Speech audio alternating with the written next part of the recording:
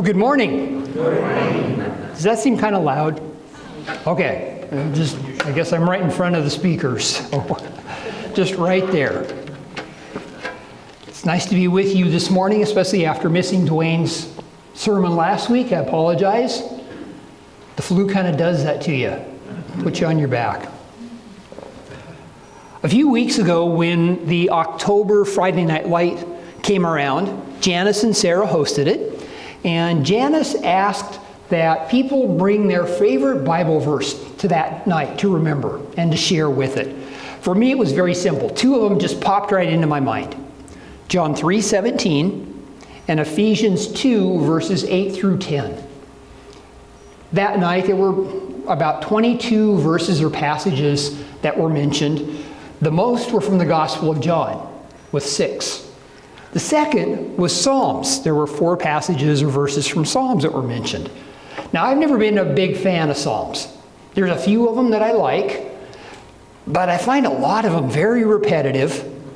And in some ways, I looked at David as being kind of a whiner. That's where he is.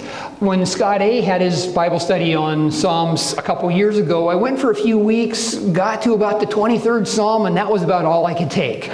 And I stopped at that point when he moved past Psalms. I just wasn't in the mindset for it at that time.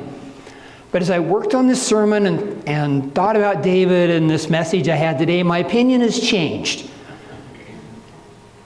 That in Hebrew, the word Psalms means praise, or it can also mean prayer. That's how it's looked at. And David is acknowledged with writing 70 to 75 of the 150 Psalms. So he's written about half of them that are in the Bible. In reading about David written by Samuel, he's the brash young man who defeats Goliath. Or he's the warrior king taking on all these other groups. Or he's conniving to send the woman he loved, the husband, out to be killed. You don't find a lot written about him showing any other emotions. Really, I think one of the few emotions is the sadness that he showed as he mourned the death of the child that Bathsheba had from their affair. But as I'm looking at the Psalms and thinking about it and thinking about David, I came to have a new appreciation for him and a different view of him as I look at these, because I'm seeing there's more depth to him than I had attributed to him. I look at how it starts a number of the Psalms. In Psalm 5, it starts, "Listen to my words, O Lord. Consider my lament. Listen to my cry for help." Psalm 6, "Lord, don't rebuke me in your anger. Be merciful to me." Psalm 7, "O Lord my God, I take refuge in you. Save me and deliver me from all who pursue me, or they will tear at me like lions and rip me to pieces with no one to rescue me." Psalms 9, "O Lord, see how my enemies persecute me. Have mercy on me. Lift me up from the gates of death." Psalms 10, "Why, O Lord, do you stand so far off? Why do you hide yourself in time of trouble?" And then Psalms 13 is, "O Lord, how long will you forget me forever? How long will you hide your face from me?" Fear, anger, separation from God. Don't be mad at me for what I've done. Save me from my enemies. Please answer me my prayer. God, where are you? I've made these same prayers. I've asked these same things. Okay, maybe not to stop God from pursuing my enemies because they'll rip me apart like lions. But I have shared my fears with God through prayer. And so I see more about him. I think more about him as a man that even though he was this leader, this brash young man who eventually becomes king, he still has his fears, even in the position he is in. David, who was chosen by God, anointed by Samuel to be David the Messiah, shared many of the same fears and prayers that I have with God. And even with that, as I look through these, his writing in Psalms go even deeper. And there's a mix in here that he becomes, going back to that Psalm 13 beginning. Oh, how long, O Lord, will you forget me forever? How long will you hide your face from me? And it ends with, but I trust in your unfailing love. My heart rejoices in your salvation. I will sing to the Lord, for he has been good to me. And Psalms 9 starts, Lord, see how my enemies persecute me. Have mercy on me. Lift me up from the gates of death. And then he changes to, I will praise you, O Lord, with all my heart. And that's consistent throughout many of the Psalms that he wrote. That he starts out saying, God, where are you? God, I have these fears, but I will trust in you. My faith is in you. Of course, there are the ones where he's just praising. Psalms 23 is one that comes to mind, or how he starts Psalms 8. O Lord, how majestic is your name in all the earth. What do you think, Clark? Could that be a good song lyric? That's a good one right there. With these, one of the emotions that really touches me is when he gets to Psalm 25. And it starts out with, to you, O Lord, I lift up my soul. In you I trust, O my God. Do not let me be put to shame, nor let my enemies triumph over me. No one whose hope is in you will ever be put to shame, but they will be put to shame who are treacherous without excuse. And then he ends with, turn to me and be gracious to me, for I am lonely and afflicted. The troubles of my heart have multiplied. Free me from anguish. Look upon my affliction and my distress and take away all my sin. See how my enemies have increased and how fiercely they hate me. Guard my life and rescue me. Let me not be put to shame, for I take refuge in you. May integrity and uprightness protect me, because my hope is in you. Reminds me of a movie quote. I know you've been deficient on those for a while. You've been wanting one, but hope is a good thing. Maybe the best thing. And no good thing ever dies. And that was written by Stephen King in Rita Hayworth and the Shawshank Redemption. Hope then is mentioned, hope in the Lord is mentioned many times in the rest of the Psalms that are attributed to David. For him, God was his hope. His hope was in Yahweh. And for us, God gave us Jesus, and Jesus is our hope. That is what we can look forward to. In our leadership evaluation of Pastor Scott several weeks ago, Scott Strebold asked the question, how do we grow our church? And it's a great question, and I think probably one that's been on the mind of many of us here. And to me, we need to make the gospel relatable to people in their lives today. How does what's in the Bible make a difference for people today? Think about Jesus' first acts. He was healing people. He was giving them hope. He was touching them in the way that they needed at that time. And at the same time, he was teaching them, preparing them with the message of the kingdom of heaven is near. Repent, because the kingdom of heaven is near. In fact, hope is the reason that Debbie and I first came to Aldersgate, because we were looking for hope. I grew up going to church, and it was a small church, about 100 people. Everybody in it was related. It was founded by Swiss French and Swiss German immigrants in the late 1880s, 1890s that had come to the United States and settled in this mountain valley in Idaho that reminded them of their home in Switzerland. So all the descendants there were attending this church when I was growing up. The service was very different than what we have here. Sunday school, it started off with Sunday school. All the kids had to recite a memory verse. So every child was standing up, saying a memory verse, and then sitting down, and then we'd break into the groups. Boy, that was a frantic morning every Sunday when you're a kid memorizing a verse to say. After we came together as a congregation, the service was singing hymns, prayer, somebody may read a scripture, and communion. There was no pastor, there was no sermon. That was the service each week. Once a year, there was a 4-day Bible conference in our town. Other small churches of similar nature would come together, and then they would have a worship service in the evening. And that time, they would have somebody who would give a message. Frequently, the message, though, was about judgment and condemnation.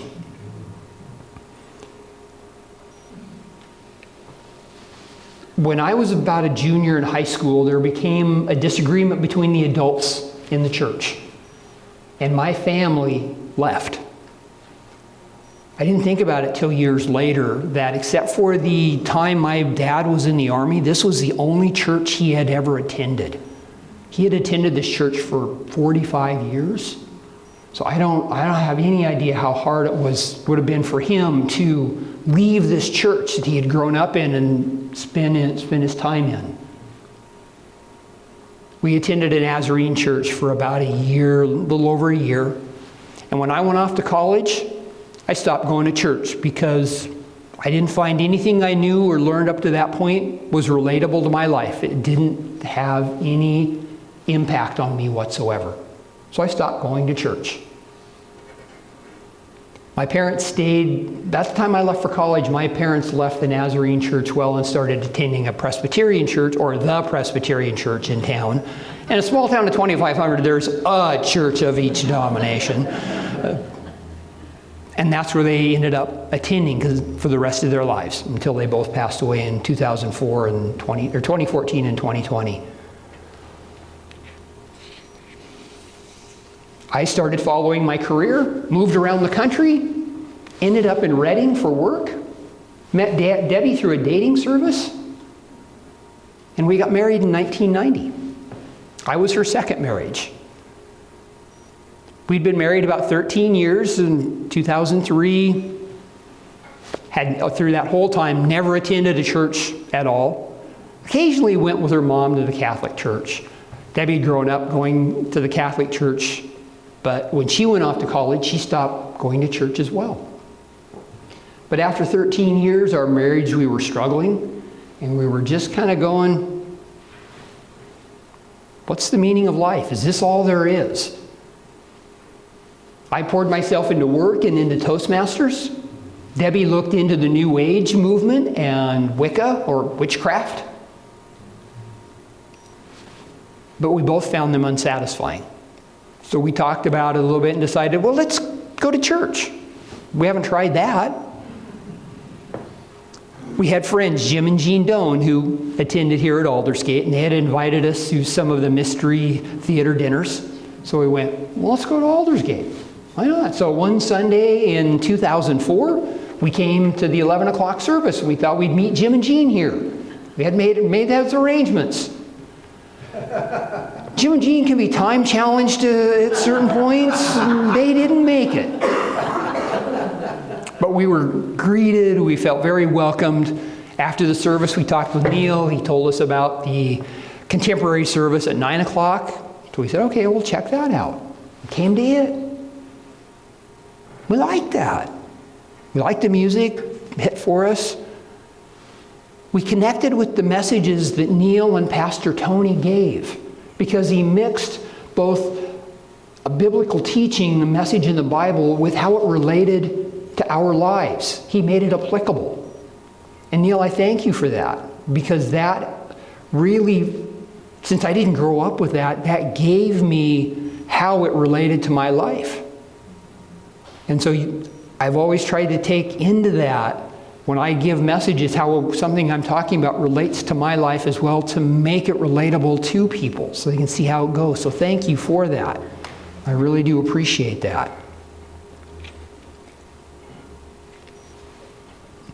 The Part of the reason we also stay is Debbie and I are college educated. We're intelligent people. We started reading the Bible, and the message we were hearing from Neil and Tony also matched how we interpreted the Bible. We never went anywhere else. We just continued to come to Aldersgate.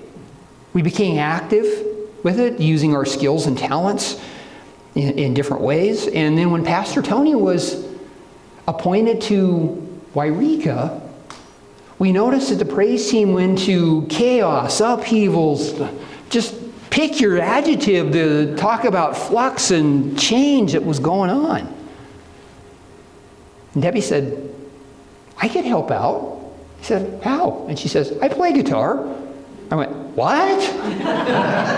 We had been married for 13 years. We'd known each other for 15. And that's when she told me, yeah, in my first marriage, my husband and I had a small band, and we both played guitar and sang. But once they divorced, she put the guitar away, never played again. I never knew she played guitar. So she went out, bought a guitar, retaught herself how to play, and then when Clark was hired as our music leader, she volunteered to help to play and sing with part of the praise team. And she did that then until she passed away in 2018. She loved that. She looked forward to that every week that they played.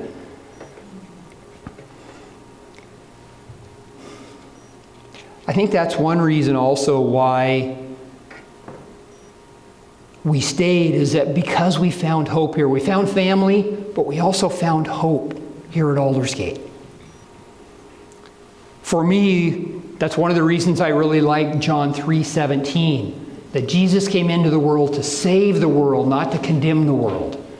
And that message is not something that I heard growing up. The message I heard growing up was condemnation and judgment. And so that's where it really stands for me. In Scott's recent Made for Mission sermon series, one thing I picked up from it is how important it is for us to tell our stories to the people that we meet, because we're showing people how the Bible relates to them today, how we use it in our own lives, and how it makes a difference. And I realize how hard it is for a pastor to take a sermon every week and make it relatable to people's life, or share something from their own life, because they're really making themselves vulnerable of talking about the things they've done that's good and fit, and the things that there are times maybe I should have done something different. Or as Chris and I were talking this morning, sometimes you learn more from the mistakes you make and not doing that than from doing something right. Which then, again, comes back to me for that Ephesians 2:8-10, why it's so impactful for me is that we're saved by grace through our faith, not by any works that we can do, but at the same time we're made in God's image, in Jesus' image, to do good works. And that fits my servant heart and what I do, and at the same time to show how Jesus is still in the world today by helping other people, the people that we come in contact with. I realize just because that's my experience, it's not somebody else's experience or how we can gain more people here or what they can do. But to me, making the gospel relatable, how it applies today for people, that's how we are going to at least draw some more interest for us. Our hope then is in Jesus, that he lived, that he died, and he rose again. That our prayers that we send up are the same as David's. This is what's on my heart. This is what's on my mind. Please, I pray for healing. And just think about Fran sharing about her cousin Dean today.